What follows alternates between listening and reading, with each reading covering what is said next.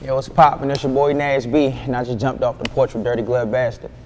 Yeah, I promise the moment I wake up, I'm thinking about ways to get cake up. I'm thinking back to the time that was frying me bags, but All right, so we got my boy Nast B jumping off the porch with us today. Hell yeah.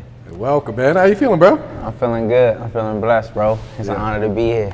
Nah, I appreciate you coming by today too, man. For sure. So what else you working on here in Atlanta, man, or you just come down here for this? Really just for this. Okay. Just working. Working. Yeah. Do you touch Atlanta a lot, or do you first time down here, or? Nah, it ain't my first time, but I don't be out here like that. Okay. I was out here like, 2015? Oh, shit, just a while fucking ago, around. But since then, nah. I got you. All right, so for Montgomery County, up there in Maryland, man. So Yes, sir. You heard of Moco before? I've heard of it, never been there, so I need you to put me on game, man. Like, what's the culture like? What's life like up there, man? Man, it's really just like the DMV, really. Moco is like the middle of DC and Baltimore. Okay. So we like in the middle. So yeah, that's pretty much Moco, really. It's a lot of shit going on, but it's cool, it's chill. It ain't you mind your business, you're gonna be straight. You work hard, you grind, stay out the way, you good. Okay. Do you feel like it's changed much since you were younger up until now? Or is it pretty much the same shit be going on? Same shit, different day. Yeah. It really be the same shit going on, yeah. Okay. So taking it back to your childhood, like what were you into as a kid coming up? As a kid, coming up, really, I've been into music all my life. Okay. But what I was really taking serious was basketball. So if it wasn't me watching BT James, I'm outside hooping, or I'm with the guys, or I'm, you feel what I'm saying, just enjoying my youth for real. Yeah. Yeah. So you a Wizards fan, or? Nah, I ain't really. They ain't been good in so long, man. Nah. So who's your team then? I ain't gonna lie, coming up I like the Phoenix Suns. Okay. Cause I like Steve Nash and Mari Stoudemire. That duo was crazy. They was crazy. I don't know why I liked Phoenix, but I like Nash. Yeah. So yeah. I feel you.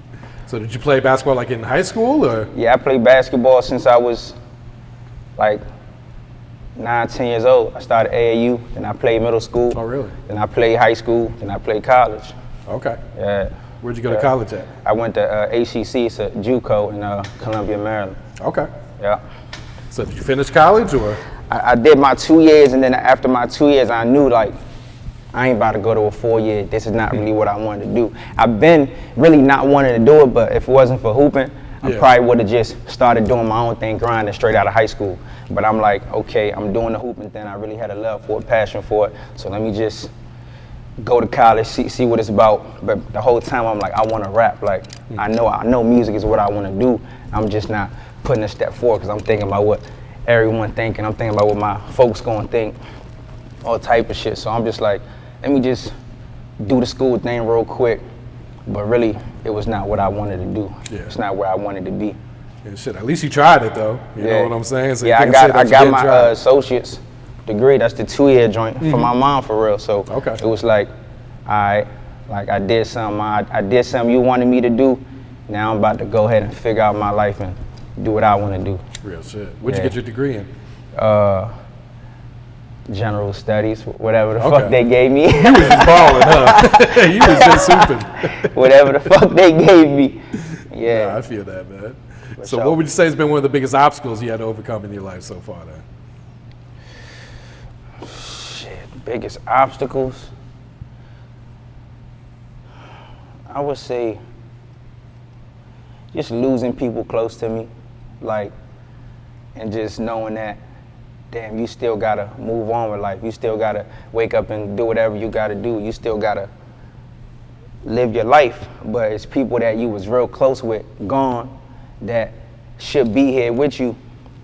Stuff like that be like lingering around my mind, and it be throwing me off sometimes, but just being able to get up and grind every day, no matter what, keep going.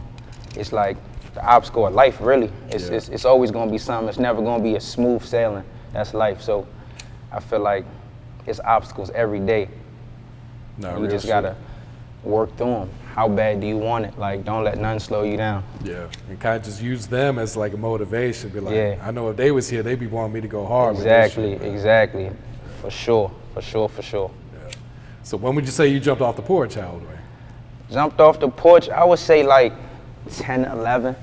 Like, I'm the type of person that, like, I always had a good head on my shoulders, but I'm like a opportunist when it come to a monetary gain, you feel what I'm saying? So I used to get into shit, I weigh out the risk, and if it makes sense, I'm probably gonna get into it just cause, you know, for the money. So like 11, 10, I'm outside doing shit with my niggas that I'm probably not supposed to be doing, but we young, you feel what I'm saying? We outside, we doing what we do, but most times it's about some money.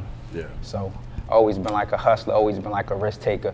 So yeah, like early I jumped off the porch just early, really, always about some money. Okay. You have any siblings? Yeah, I got siblings. I got 3 brothers. My youngest brother is named William. He be doing his thing, shout out to Will. Then I got the middle brother, the one that's above him, his name Phantom. He rap too. Okay. Then it's me, then it's my oldest brother, Eddie. Okay. Yeah. So it sounds like you come from a pretty good family then? Yeah, well, me and Eddie, we got the same mom and dad. Denzel and William, Phantom and William, is just the same dad. So we didn't grow up in the same household, but on the weekends I'm in my dad's shit, so I'm seeing my 2 little brothers, and then my older brother will come sometimes. So it's cool, but for the most part, just me, my brother, and my mom. Okay. Me and my oldest brother and my mom. Gotcha. Yeah, this motherfucker's so big, it's not even burning, bro. You're gonna have to puff it to hit it, man, to get that This bitch is going. legendary though. Shout out to Bees. This is what I call trails fajitas, bro. Huh. It's 3 gases in the blunt. We used to call that the Bin Laden weed. Oh yeah? Yeah, I think 3-6 coined that shit. When it was like 2 or 3 different weeds, they would call it that Bin Laden. There you go, it's pulling that.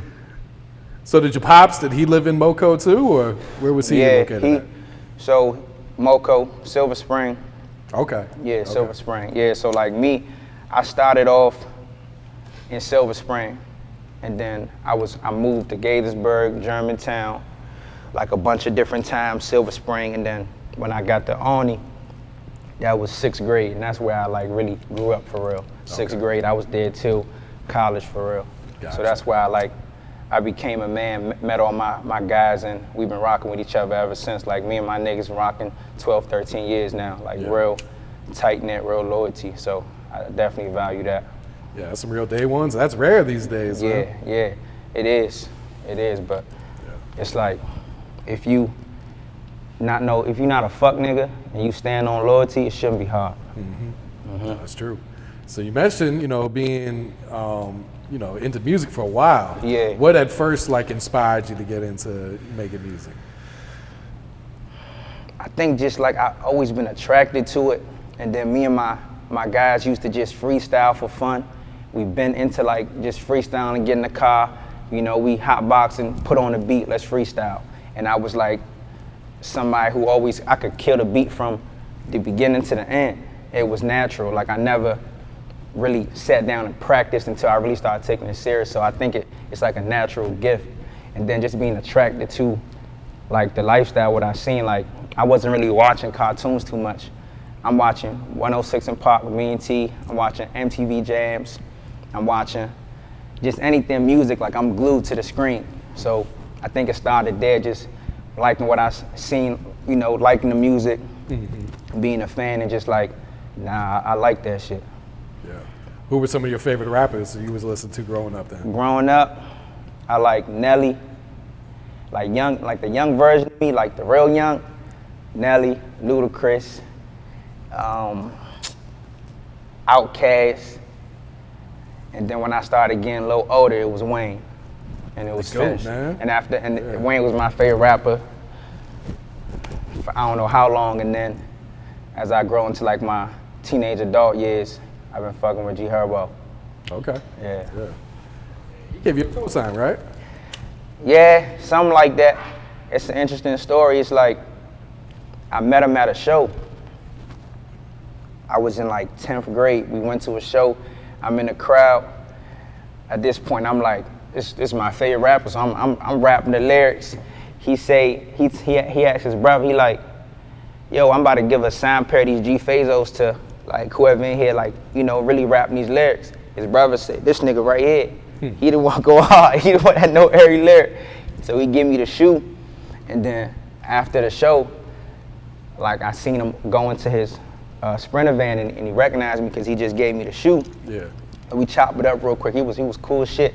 And then like 3-4 years later, fast forward, my girl give me some tickets, meet and greet to one of his shows.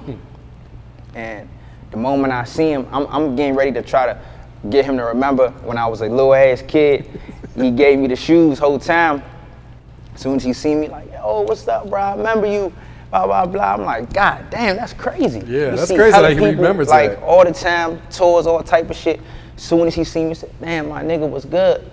And he followed me on the gram. So ever since then, like probably a couple years after that, I really got on my rap shit. And it's like a manifestation thing to like chase down that feature and really make it happen now that I'm like taking it serious and really doing my thing. So, sure. No, that's hard as shit right there, man. Yeah.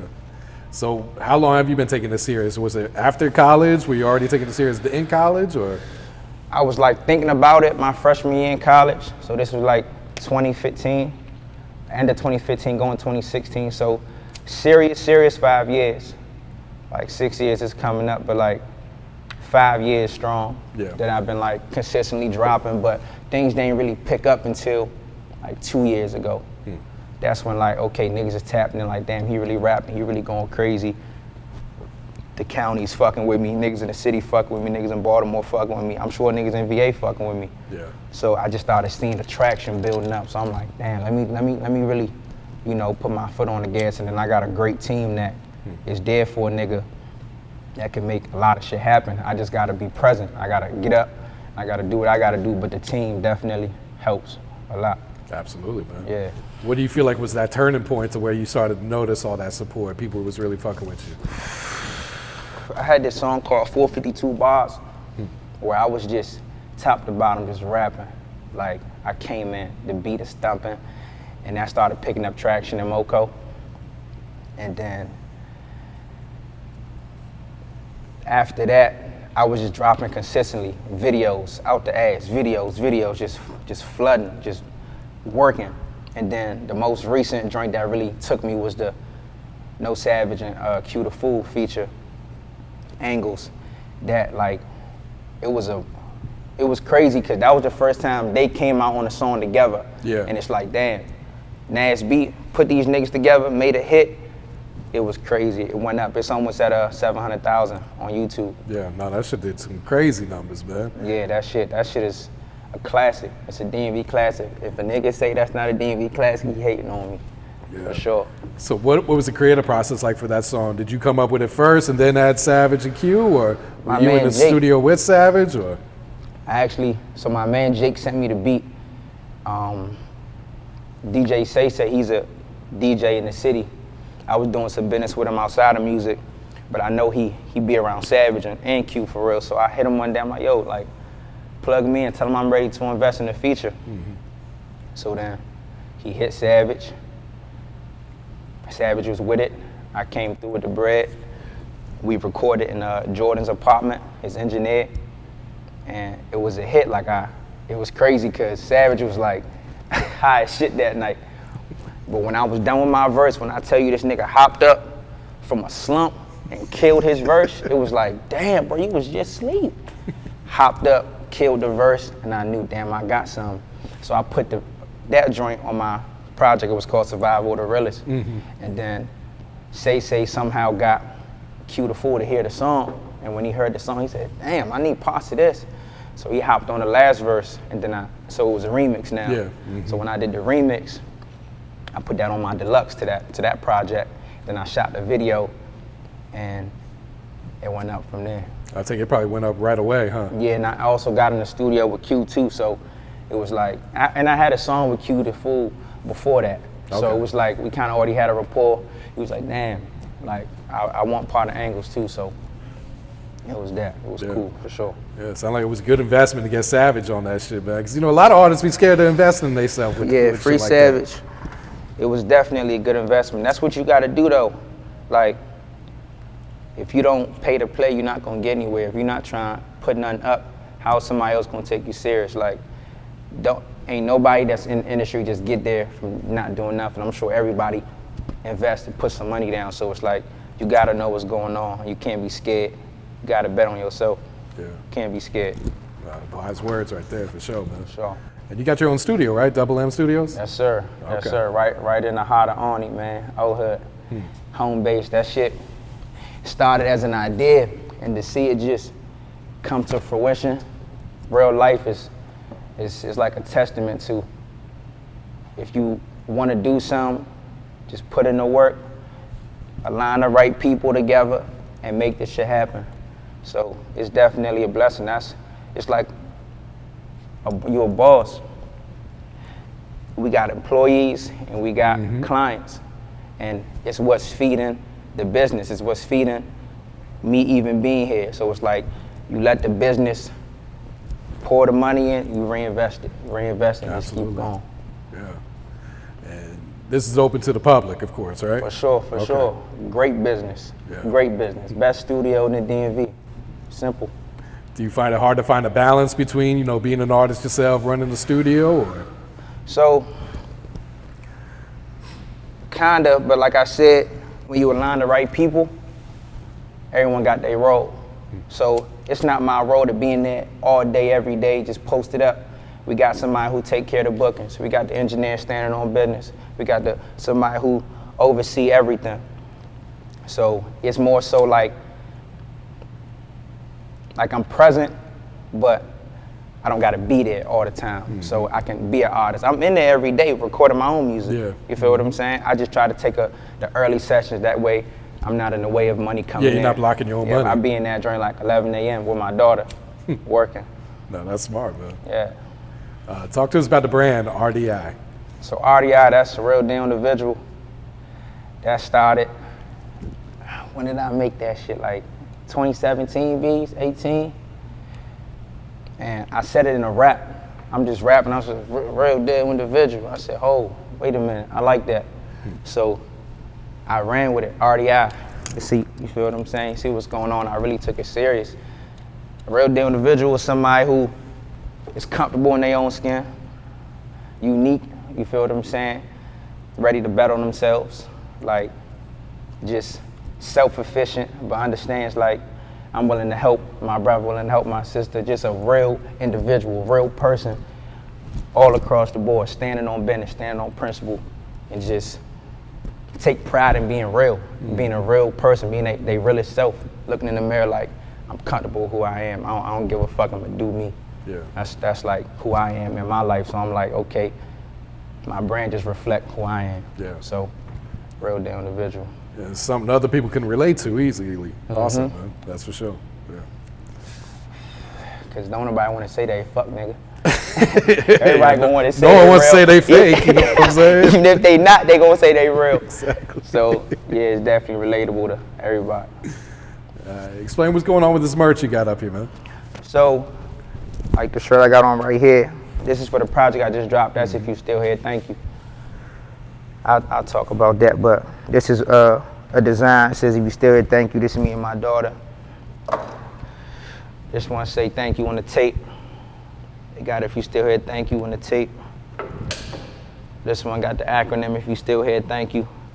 And this design is like, when we was coming up with it, I wanted like a universal symbol for like, I appreciate you, because the shit is called If You Still Here, thank you. So I'm like, I thought about a handshake. Then I thought about the painting, what is it called? That the Michelangelo, when he hanging out the sky? Yeah, on the Sistine Chapel, I think. Yeah. So I thought about that. And then, so it was that mixed with the handshake, and I'm like, okay, my daughter's hand, because she on the cover of the album too.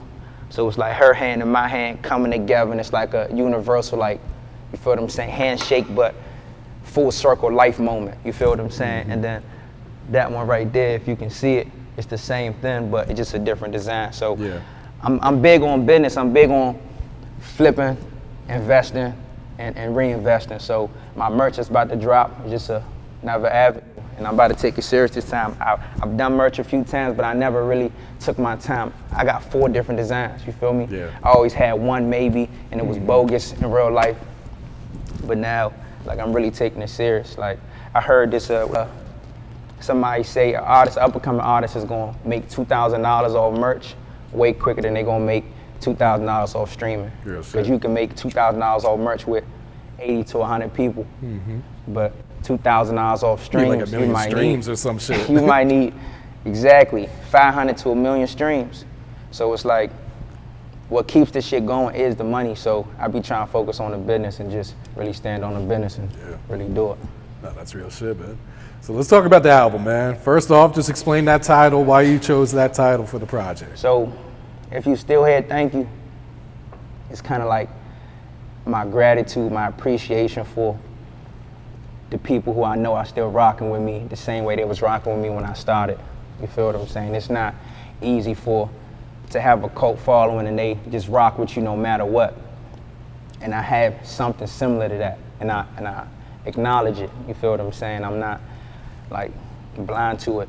So I've been grinding for a minute, and I just felt like it was a time where, damn man, if y'all still here rocking with me, thank you. I'm about to put this project together, and it's strictly for y'all.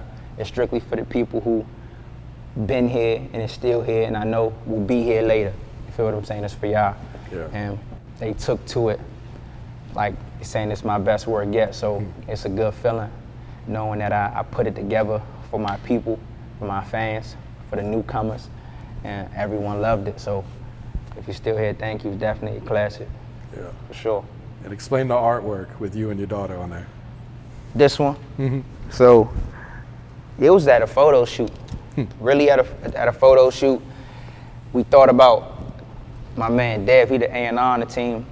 We just thought about how we could bring like my real life into the project. Like I said, I'm basically a stay-at-home dad.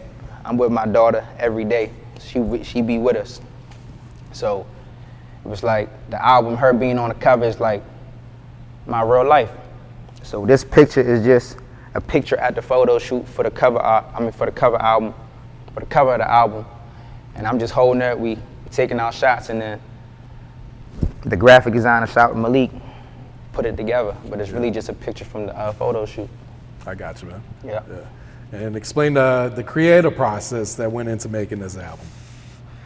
So the creative process was really just coming in the studio and expressing myself every day. It's a lot of songs that ain't make the tape that probably could have. I'm just in that joint working, just getting my reps in, talking my life, expressing how I feel. Because I don't really talk too much. I don't really be venting. I use the booth for that. So whatever I'm feeling that I might not talk about, I'll go in the booth and do that. So it was really just like me giving my realest self, getting a little vulnerable, bringing them in a little closer, and just putting it together. And yeah, it was like soulful. It's like that, it come from the gut. So that's really the creative process behind it, just trying to get my realest self and just not hold anything back. Yeah, no, I got you, man.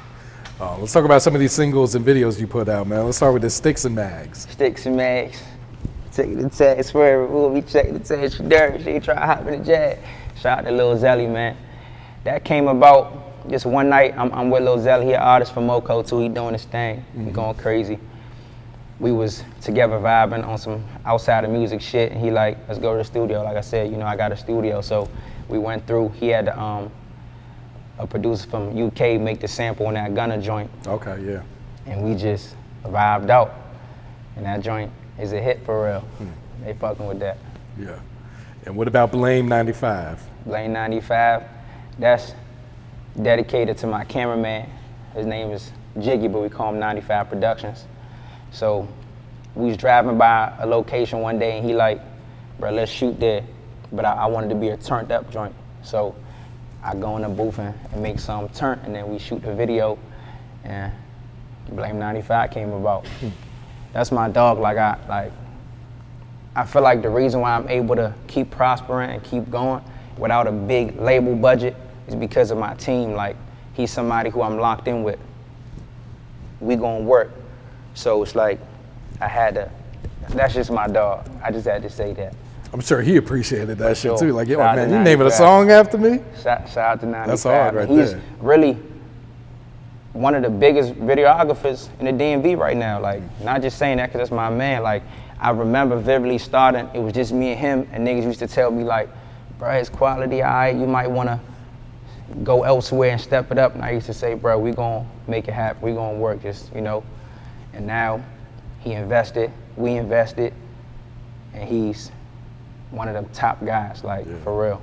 His work is beautiful. That's hard. Both of y'all just coming up together, man. Coming up together, really, he's seeing me, he'd be like, damn, you be doing your thing, bro, you really came a long way. I'd be like, nigga, you came a long way.